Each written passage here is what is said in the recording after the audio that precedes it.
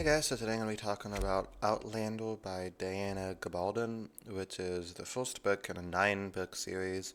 I think there's going to be a 10th book at some point. Um, which I enjoyed book 1. I think it was a solid introduction to the series. Very long, very thick. Took me a while to finish it, but I did enjoy it. Here's what I knew before going into it. I knew it was about a lady from the 40s who ends up in the 1700s Scotland, and that's about it. I knew that Jamie was named after Jamie from Doctor Who, which I thought was pretty neat because I love Doctor Who. And I love Jamie from Doctor Who. He acts a little bit like Jamie from Doctor Who, though a lot more sexual, I suppose, because Jamie from Doctor Who wasn't really like that. Speaking of that, it's a very lot of sex scenes in this book, which I'm not exactly used to. I don't really read stuff like this often, but I feel like at least with this book, it helps with the plot and the characters. It shows how Claire and Jamie's relationship evolves, so I don't really mind it as much. I feel like sometimes in like movies and books, it's very superlative and like put in there to be edgy or scandalous, but in this book, it's I don't know. It seems to actually enhance the characters and the world building. How things were very different in the 1700s compared to the 1940s. Some of these scenes, though, get a little repetitive. Like, it's like, okay, we get it. But it doesn't really take away from the rest of the book. I like Claire as a character. I think she's very well written, very strong, but also very human at the same time. Uh, I I like following her. You know, hopefully we follow her for the entire series. I also like Jamie too. Very complex character. It's clear he has a lot of childhood trauma from the way he was raised, though I feel like most people were raised like that back then. So he's very aggressive, I would say. I like his sister too. She seems cool. She seems nice, I guess. Very welcoming to Claire. People in this book, a lot of people aren't really welcoming to Claire. They don't trust her, which, I mean, given the circumstances, yeah, I wouldn't really trust her either. She just kind of spawns out of nowhere in the middle of her active role. So, I get it. You know, Captain Frank Randall is fucking insane. He's very sadistic. He is repressed, I would say. The way he acts towards Jamie towards the end of the book. Oh my god, he has some issues. Um, but I would say he makes a great villain. You're like, man, I hate that motherfucker. He's so fucking weird. Um, there's a lot of rape in this book, which makes me a little uncomfortable. I mean, I guess it happened a lot back then, so it makes sense to include it. Uh, the action scenes are very well written. A lot of like tension, a lot of tense moments, a lot of political tensions. People getting arrested. Jamie got arrested. Claire got arrested.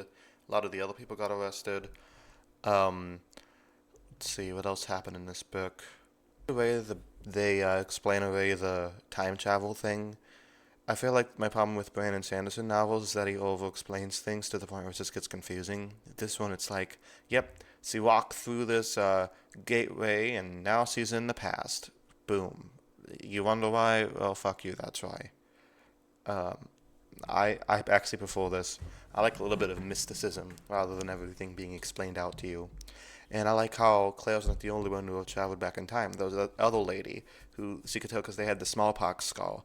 I don't think I know I must have had the smallpox vaccine, but I was a little baby, and I don't think I have a skull from that. Unless it's just always been, I just never thought of it as a skull. I don't know. Did they still leave a skull? I'm not a doctor. I don't know any of that stuff. But I wish we saw more of that lady who was from the 1960s, but then traveled back in time and was killed because they thought she was a witch. Because everybody who acts a little odd back then is a witch. I bet a lot of like, I don't know, I feel like a lot of people who don't conform to society's norms will just thought as, you are a witch, you will be burned at the stake. You know. So, a lot of interesting stuff. I didn't know much about the 1700s, 1743 Scotland. The only thing I knew about 1700 Scotland is that Doctor Who story that no longer exists anymore, the Highlanders, which I didn't even like that episode to begin with. Oh, it's nice to learn about a certain part of history that they don't really teach us in school. They didn't talk about this back in high school. So I really enjoyed learning about it, and I enjoyed the book. I like how they're setting up the second book by having Cleo think about like possibly changing the future.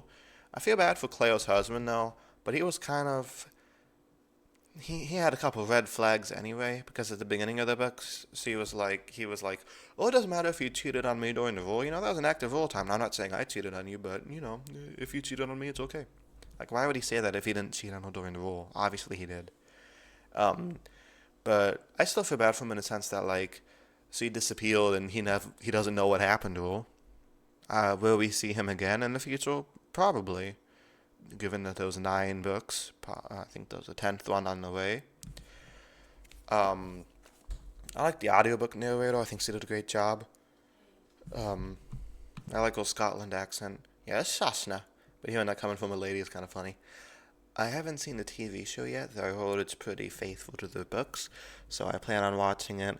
I don't have Stars, though, so I requested it from the library, but somebody else has it right now, like the video. So whenever the video gets to me, then I'll watch it. I heard it's pretty good. I heard Captain Frank Randall is played by, what's his name? The guy from The Crown, the guy who played Prince Philip in The Crown, and he was like Edwin Tully in Game of Thrones, so he's a good actor. But it was cool seeing Cleo have to choose between 2 men. When usually I'm not a big fan of love triangles, but considering the other guy's like in a different time zone, it kind of makes them more interesting. And I like how she's like, yeah, okay, I'd rather live in 1700s where there's no running water, no showers, no anything, but at least I'm with the guy I love. I mean, I don't know. I would choose to be in the 1940s where there was modern medicine and movies and stuff. I like when see references. I like when see references John Wayne, and he's like, "What? Who is that?" We're living in 2025. Medicine's advanced. There's a lot more movies. TV's a thing. So I think I'm fine where I am. Would I visit the 40s or the 1700s? Yeah, I'd visit, but I feel like after a week I'd get a little tired of it and want to come home.